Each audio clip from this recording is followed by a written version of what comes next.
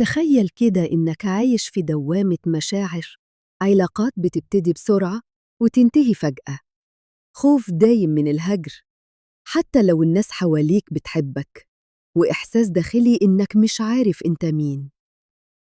لو الكلام ده حسسك بحاجة يبقى محتاج تسمع الفيديو ده للآخر. النهاردة هنتكلم عن واحد من أكتر الاضطرابات النفسية تعقيداً، اضطراب الشخصية الحدية.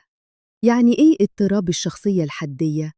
اضطراب الشخصية الحدية هو اضطراب نفسي بيأثر على طريقة تفكير الشخص عن نفسه، عن الناس، وعن العالم اللي حواليه. ببساطة هو اضطراب في المشاعر، في الهوية، في العلاقات، وفي ردود الفعل. كلمة حدية جاية من فكرة إن الشخص بيعيش على الحد بين الوعي واللاوعي، بين العصبية والذهانية. بس حالياً الطب النفسي ما بقاش يشوفه كده بالظبط، لكنه احتفظ بالاسم. الناس اللي عندها اضطراب الشخصية الحدية ممكن يعانوا من: 1. تقلبات مزاجية حادة، ممكن في لحظة يكونوا فرحانين وبعدها بدقايق يبقوا غرقانين في الاكتئاب أو الغضب. 2. خوف مرضي من الهجر، حتى لو ما كانش فيه تهديد حقيقي، الشخص بيخاف جداً إن الناس تسيبه أو تهمله. 3. علاقات غير مستقرة، العلاقات بتتأرجح بين المثالية التامة والشيطنة الكاملة، وده في وقت قصير جداً. 4. صورة ذاتية مش واضحة، مش عارف هو مين، بيغير رأيه عن نفسه، شغله، أهدافه باستمرار. 5.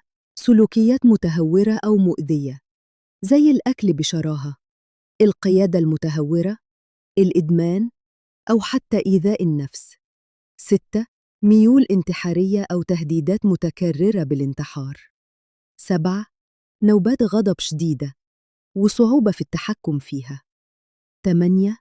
إحساس داخلي بالفراغ، كأنه دايماً فاضي من جوه. 9. أحياناً بيحصل انفصال عن الواقع أو أعراض شبه دهانية تحت ضغط شديد. حد يوصل لكده، مفيش سبب واحد واضح، لكن في عوامل بتتكرر: تاريخ من الإهمال أو سوء المعاملة في الطفولة، تجارب هجر أو فقد في سن صغير، خلل في المواد الكيميائية في المخ، خصوصاً اللي ليها علاقة بتنظيم المشاعر زي السيروتونين. عوامل وراثية، يعني لو في حد في العيلة عنده اضطراب نفسي نسبة الخطر بتزيد. هل في علاج؟ في علاج، بس محتاج صبر والتزام. 1. العلاج السلوكي الجدلي، وده النوع الأشهر وبيساعد الشخص يتحكم في مشاعره ويتعامل مع الناس بشكل صحي ويتقبل نفسه. 2. العلاج المعرفي السلوكي، بيركز على الأفكار السلبية وبيشتغل على تعديلها.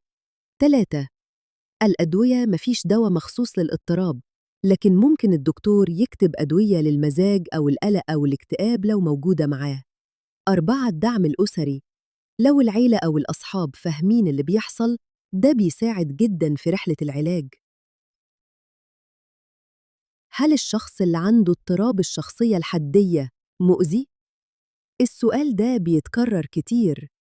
الشخص اللي عنده اضطراب الشخصية الحدية مش شرير ولا بيحب يأذي الناس، هو ببساطة شخص بيعاني ومشاعره خارجة عن سيطرته، وبيتصرف أوقات بطريقة مؤذية لنفسه قبل أي حد تاني. مهم نفرق بين الاضطراب وبين نية الأذى. إزاي أتعامل مع حد عنده اضطراب الشخصية الحدية؟ 1. اسمعه بجد من غير ما تحكم عليه. 2. ما تسبش العلاقة وقت الغضب، خليك ثابت. 3. اعرف أكتر عن الاضطراب علشان تفهم هو ليه بيتصرف كده. 4. شجعه على العلاج بس من غير ضغط. لو انت اللي عندك الاضطراب، لو حاسس ان الكلام ده عنك، ما تخافش، انت مش لوحدك ومش مجنون. في ناس كتير بتعدي بالتجربة دي، وفي ناس خفتوا وعيشوا حياة مستقرة. اطلب المساعدة، ابدأ حتى لو بخطوة صغيرة، زي إنك تتكلم مع حد بتثق فيه أو تروح لطبيب نفسي. اضطراب الشخصية الحدية مش ضعف ومش عيب، هو جرح قديم لسه بيلتهب بس ممكن يخف. كل شخص يستحق يفهم نفسه ويتشاف بعيونه هو، مش بعيون اللي حكموا عليه.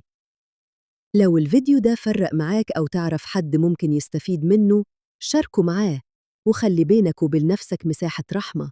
دايماً في أمل، ودايماً في شفاء.